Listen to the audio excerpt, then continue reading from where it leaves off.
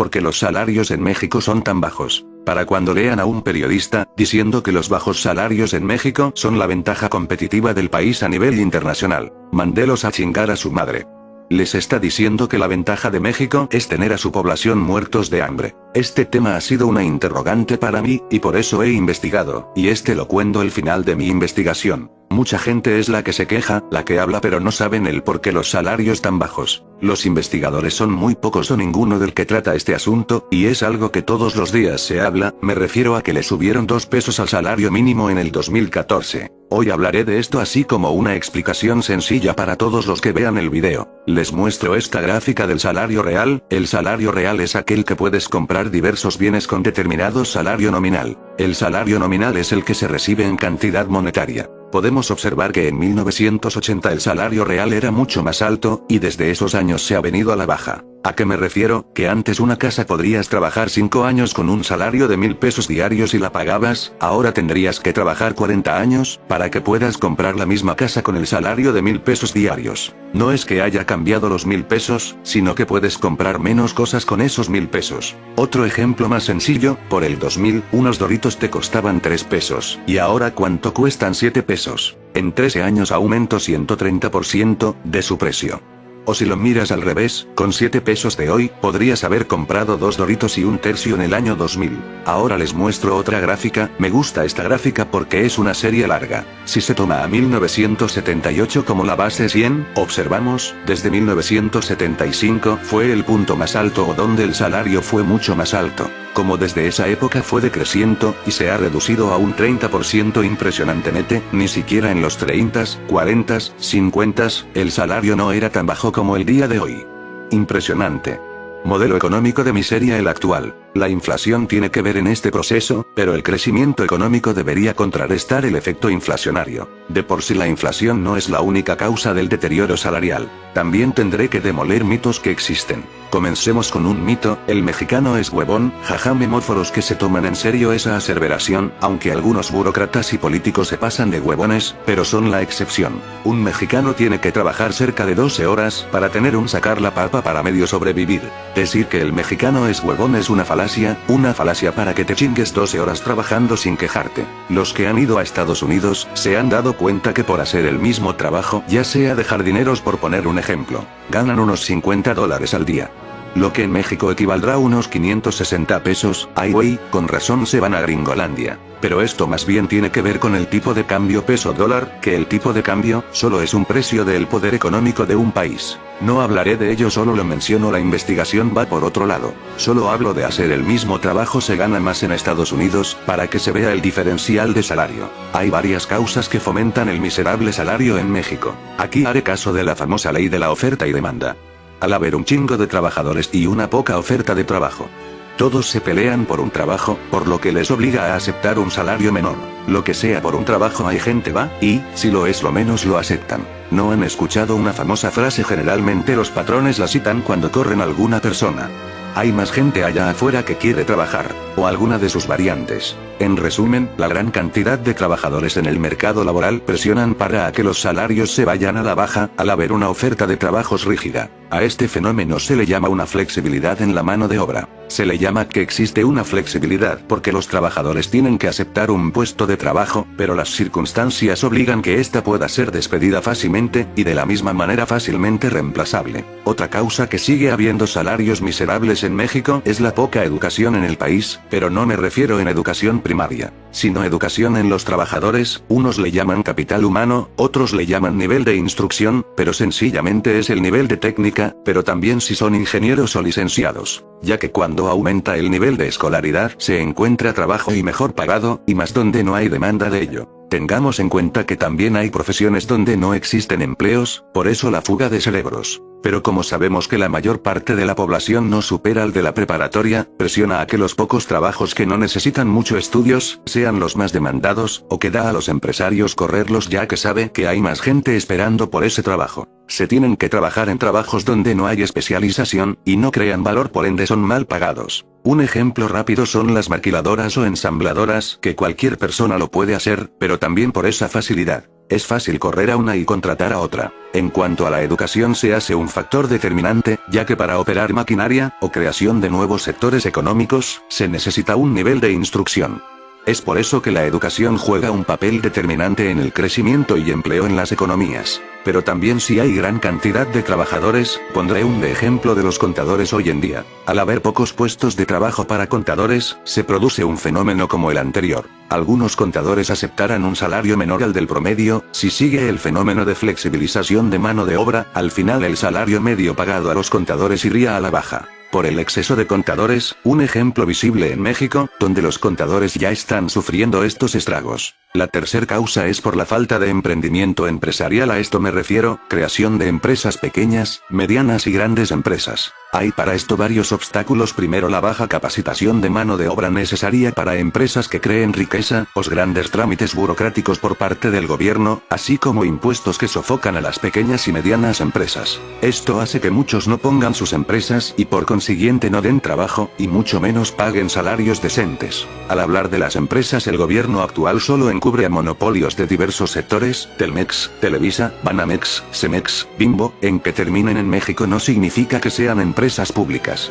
Es fácil entender que si no hay empresas, tampoco hay empleos. Esto también corresponde a que no tienen fuentes de financiamiento, seguridad o protección institucional. Cuarto punto, es que hay malos empleos que no generan valor. Cuando hablo de valor agregado me refiero que no producen riqueza, o un producto que tendrá un alto precio en el mercado y por ello ganancias para la empresa, que ésta atraería una mejora en los salarios. Las maquiladoras son el ejemplo donde no se genera valor, porque solo es cuestión de coser o armar partes de aparatos, ya sean televisores, computadoras, carros. El armar no necesita ninguna especialización, hay mucha gente que con una instrucción de 20 minutos puede realizar el trabajo, o manejar la máquina ensambladora, así como hay gran cantidad de trabajadores que piden ese trabajo por el nivel de instrucción tan bajo. Una empresa o industria agregue valor agregado para una computadora, sería donde unos compraran los materiales, metal, circuitos, etc. Otros diseñarían los programas y aplicaciones, entre otros.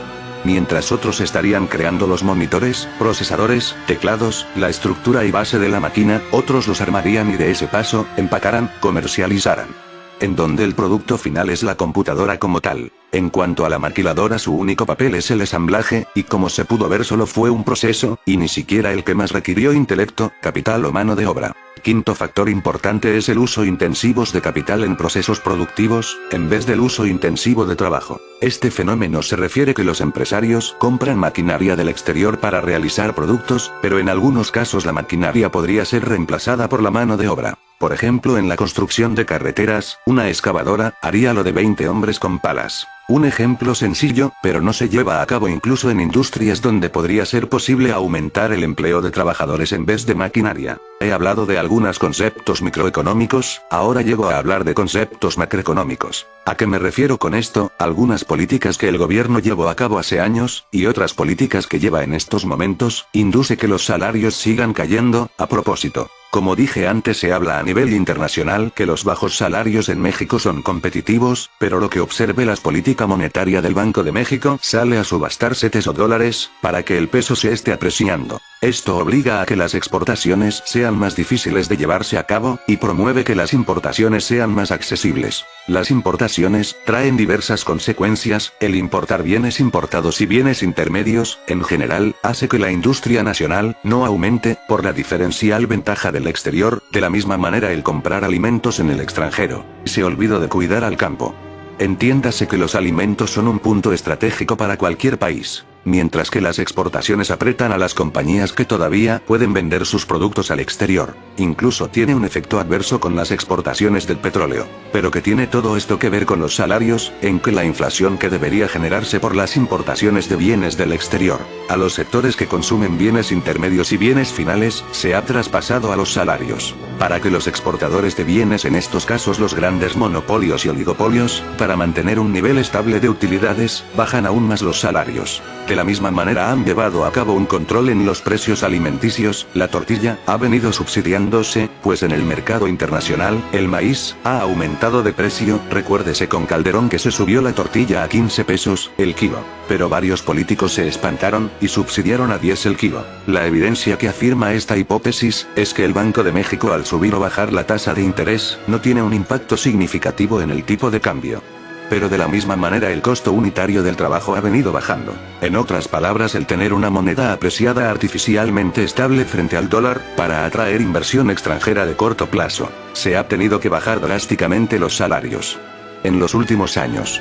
Y eso es lo que ha venido pasando desde 1980. Les pongo de nuevo la gráfica. Podría hablar de que la cultura mexicana, aparte de huevona o floja, también es valemadrista o no cumple con el trabajo cuando tiene que realizarse, o que es impuntual. Otro mito a desmadrar: esto también es falso. Decir que la cultura del trabajador es un obstáculo, es una falacia. Porque donde hay buenos salarios, no es necesario de estar amenazando al trabajador para que realice su trabajo. Un ejemplo básico es la Volkswagen situada en Puebla. Los trabajadores hacen su trabajo, ni siquiera es necesario tener capataces que lo obliguen a trabajar. Menciono este punto porque la cultura no es en especial un obstáculo determinante de que no se puedan emplear trabajadores en diversos sectores y sean productivos. Hable de la cultura, para hablar de la productividad.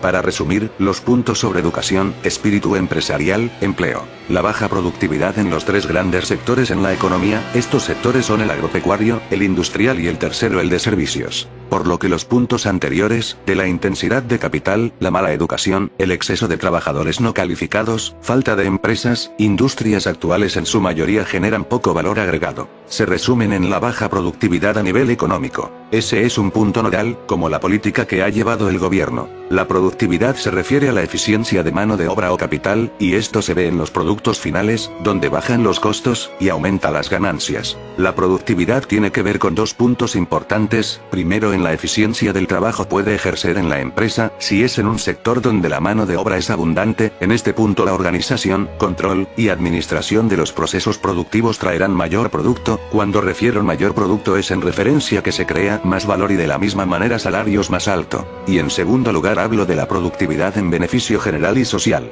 Si existiera mayor productividad en el campo, aumentaría los cereales y alimentos, por lo que en un momento los precios de los alimentos básicos bajarían. Esto sería un estímulo, ya que el salario alcanzaría para demás cosas, y no solo al salario se destinaría al consumo, que es lo que se ha llevado a cabo. También el término de productividad podría verse si existiera un incremento en el mercado interno. Asimismo, por la competencia se generaría mayores bienes, con bajos costos, y por consiguiente a bajos precios. Que eso traería dos consecuencias muy importantes. 1. Los precios bajarían en nivel general, o en otras palabras el salario real aumentaría, por la productividad aplicada de los dos sectores, el sector industrial y el sector servicios. 2. Al aumentar las fuentes de empleo, y nuevas empresas, con la venta de productos, que sería un mayor mercado interno. Los salarios de los trabajadores vendrían a aumentar. En resumen, la inexistencia de política industrial en México, una política monetaria del Banco de México, ha sido el ancla para la estabilización de la inflación, pero también ha promovido el estancamiento económico, provocando que cada año el salario real vaya perdiendo su poder adquisitivo. Mientras que la inflación o subida de precios generalizada siga aumentando no solo cada año, sino cada mes. Para que existan mayores salarios en México, deben seguir el camino de una mayor productividad en los factores productivos. ¿A qué me refiero con esto? Un programa de educación básica, para la instrucción de los nuevos trabajadores al aparato productivo, así como una educación técnica, si es posible para educación media superior. Aunque el CONALEP fue creado para este punto. En cuanto a una educación superior, ingenieros o licenciaturas, destinadas a sectores productivos, como su vinculación en ciencia y tecnología con el aparato productivo. Resaltando una vez más que la educación promueve la tecnología, que es un motor de desarrollo económico a mediano y largo plazo. Mayor política agraria o ayuda al campo, para reactivar los alimentos, sembrarlos en nuestro campo mexicano, pues al no importarlo, no solo estamos utilizando nuestro suelo, sino también se da empleos a campesinos y gente de las poblaciones rurales. A mediano y largo plazo, traerían precios de alimentos más bajos, para la sociedad mexicana. Y sería un estímulo para la industrialización. Una nueva política industrial, comenzando en quitar tanto papeleo, burocracia, para abrir un negocio, y no cobrar tantos impuestos a las pequeñas y medianas empresas. Después estimular a nuevos inversionistas, nacionales o extranjeros que inviertan en capital físico, y desarrollar encadenamientos productivos, y llevar a cabo industrias para la creación de bienes de capital.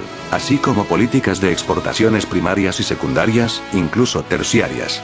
Al hablar de encadenamientos productivos y bienes nacionales, hablo aquí que se crearan valor a los productos. De la misma manera se creara un mercado interno, así como una política monetaria expansiva, claro con cautela, para que genere inflación pero que no rebase los 2 dígitos de inflación. Así como dejar de seguir apreciando la moneda, sino que se comience a depreciar, pues sería un motor natural para la industrialización del país.